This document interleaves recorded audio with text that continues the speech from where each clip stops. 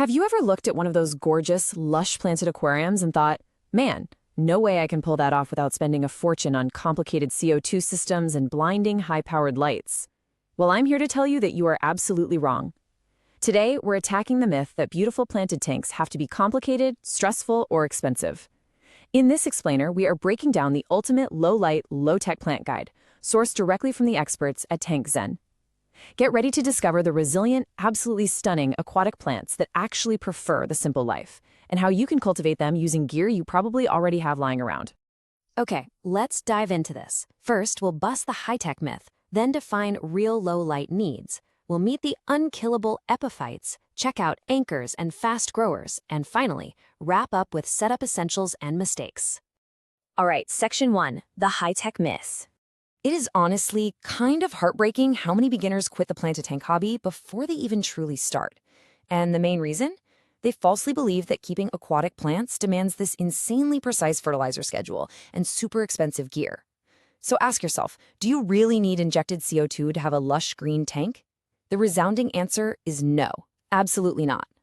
I want you to picture a shaded forest stream or a shallow river margin hidden under a really heavy, dense jungle canopy. These wild environments are naturally very low in light, and they're naturally low in dissolved carbon. The aquatic plants we're looking at today evolved specifically in those dark, quiet waters. Over millions of years, they've adapted perfectly to thrive in the exact conditions that a basic standard aquarium setup already provides. They literally do not know what to do with high light and injected CO2.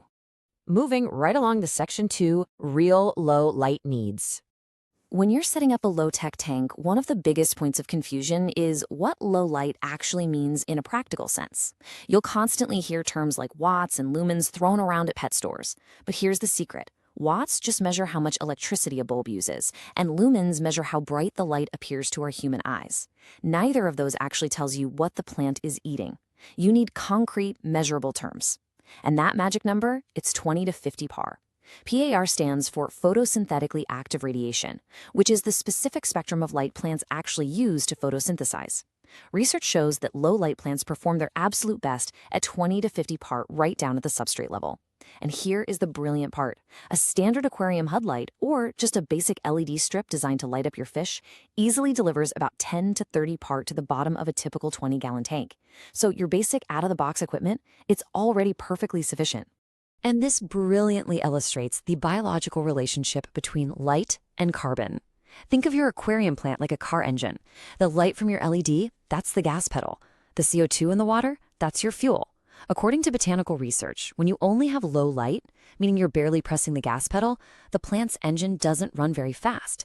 Therefore, its demand for fuel, or carbon, drops proportionally.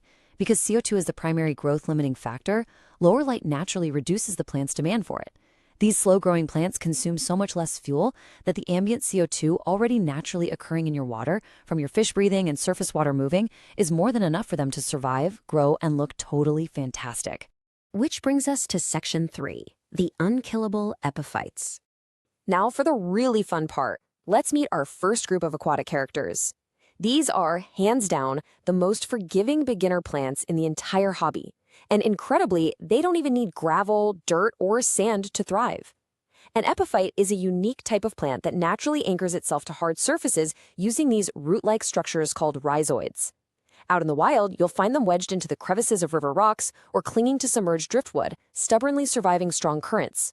Because of this evolutionary trait, there is an absolute golden rule you have to follow. Never, ever bury the thick, green rhizome of an epiphyte in their substrate. If you bury it, you cut off the oxygen flow it expects from moving water, and the plant will rapidly suffocate, rot, and die. You simply tie, wedge, or glue them onto your hardscape, and they will anchor themselves naturally over time. Let's look at the two absolute titans of the epiphyte world, Anubias and Java fern. Anubias is arguably the single hardiest plants in the aquatic world. It survives in the absolute lowest light, sometimes just 10 PAR, and it produces these gorgeous, dark green, waxy leaves. The texture is almost leather-like, making it incredibly resilient against hungry fish like cichlids or goldfish that normally destroy delicate plants. It's the perfect anchor for those shaded foreground spots. On the other hand, Java fern provides these stunning, long, architectural leaves that give your tank immediate height and vertical flow. It's a classic mid-ground centerpiece. What's absolutely incredible about Java fern is how it reproduces. It actually grows microscopic baby ferns directly on the tips of its older leaves. Eventually, they just break off and float away to start a whole new colony. And we certainly cannot talk about epiphytes without mentioning the powerhouse that is Java moss. This plant has literal superpowers due to its sheer versatility. You can meticulously tie it to a piece of stainless steel mesh to cultivate a sprawling natural green carpet, or wrap it around the branches of driftwood so it looks like an ancient weeping willow tree. But its greatest superpower? Acting as a fry refuge. Dense tangles of Java moss create this incredibly complex microecosystem. It traps and cultivates infusoria, which are microscopic organisms that serve as the absolute perfect first food for newly hatched baby fish and tiny ornamental shrimp. It's not just a decoration, it's a living, breathing nursery. All right, on to section 4, anchors and fast growers. We're shifting focus now from the small, attached plants to the heavy lifters, the larger species that build that gorgeous, towering background structure in your tank. The Amazon sword gives you that classic broad-leaved jungle look. But unlike our epiphytes, the Amazon sword has a massive, deep, nutrient-hungry root system. It pulls almost all of its food right from the soil, meaning you are going to need to actively push nutrient-rich root tabs deep into your gravel to keep it fed and happy.